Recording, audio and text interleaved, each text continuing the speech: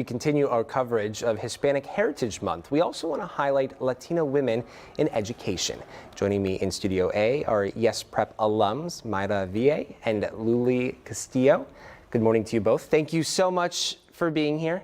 Thank you. We appreciate it very much. Talk to us. You know, we just got done spotlighting women, young Latina women, starting their own businesses, entrepreneurs, and what it takes to launch their businesses. And putting a spotlight on their hard work throughout this month means a lot, not only to them, but to our greater community, to learn a little bit about their journeys and what they have to go through. Talk to us about your journeys in education and what that has looked like over the years. Okay, well, first of all, I'm not an educator. I'm a mechanical engineer. So my paycheck comes from engineering, but I serve as the board of directors for Yes Prep. So I'm an alumni. I became the first alumni to join 7 years ago. And the reason I joined is because I wanted to give back. Yeah. Yes made a big impact in my life and my community that I wanted to continue the legacy and give that opportunity back to many students in our community.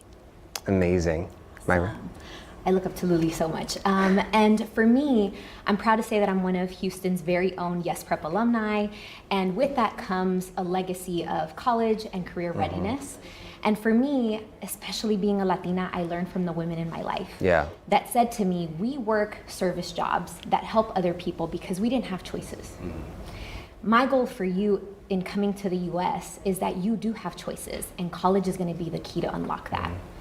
And I always think about what they would have done with a college education. For me, it meant graduating from high school, going to college, and getting my master's by the time I was 24 years old. Wow. Being the first in my family to do that. Oh, that's incredible. And congratulations. I couldn't have done it without them. As Latinos, we are educators, scholars, leaders, and we do, in many ways, we are worthy of those college educational opportunities that we seek. And I know your story is extremely relatable to so many people, not just even in the Latina community, but people in our larger communities, at-large communities. Talk to us about what it means to be able to set those examples, to you know, in front of you as a young adult, as a teenager, and as an adolescent. We have those examples, right? We look up to our parents and to our grandparents and to those people who look like us, who act like us, to see what we can possibly do. Their potential could be ours, and our hope is to maybe outshine that, right? In order to set those new examples. What has that meant to you to know that people are watching? People are watching what it is you're doing, and hopefully you're inspiring them to do something similar. What is that responsibility like? So as a founder of Yes, I actually graduated in the first graduating class. For me, we had a lot of pressure or a lot of commitment that we needed to set this example. We needed to open the doors for the next generations that came after us. Schools needed to know what Yes was. And we had that not burden, but the job of making it easier for the next generations. And I think that really resonates with me every day, that because of that, I try to help the next generations. Even 25 years later, I'm still here volunteering at Yes, giving my time and my respect to all the teachers and the people that are making it happen. Statistics are very alarming that a lot of kids nowadays are not going to college, and they're not educating themselves. And I really want to bring that hope and teach or educate our kids that they could be college ready and they could be ready for whatever challenge they choose to do in life. Yeah, that's fascinating. So not only was your success riding on your shoulders, but also the success of the school and the future of the school in order to help other children, other students. Yeah, that's really incredible. For you? For me, it was more focused on family, actually. As the proud daughter of Mexican immigrants, this is something that a lot of people can relate to, where families can see the power of education. They just have no idea how to get there because it's complicated, inaccessible, or it feels financially unfeasible. And so for me, I often think that when working with my own students, we're the same because we have similar backgrounds. And every year I am completely surprised because they're so much better than I was at that age. They know all of these. And that's the hope, right? And that is the hope, yeah. Exactly. And I think for me, the beauty of it is I love being that little voice in my students' head that tells them to dream bigger, to do better, to dream to the point that it feels scary because they are worthy of those goals and dreams. And I think that's part of what Yes Prep did for me, is that it helped me to dare bigger, and I was able to achieve it. So I always tell my students and impart onto them that we are from similar backgrounds, but they are completely of their own, and however I can support them, I'm 100% willing to do that. It takes a really special person to be able to empower others in that way. It's a very selfless way, right? So often in today's world we see acts of people being selfish, and this is everything but. So to be able to do that, that's really incredible, and to know that representation matters is also critical, and you championing that for these students is making a big difference as well.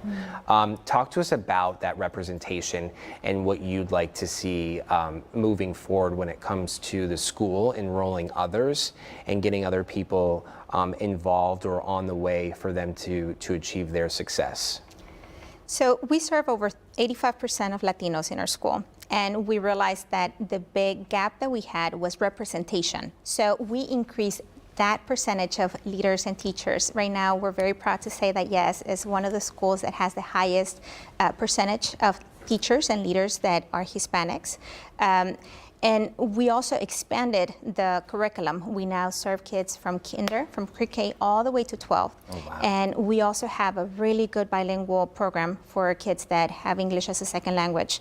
It's actually one of the best in the country, where we're outperforming the kids that have dual language versus other kids that perhaps are only having one language at home. So it's a really good program. We're very proud of it, and we really want to open the opportunity for everyone else that is watching today. We're starting the lottery, and it's going to be open until February 18th of 2025. February 18th. February 18th.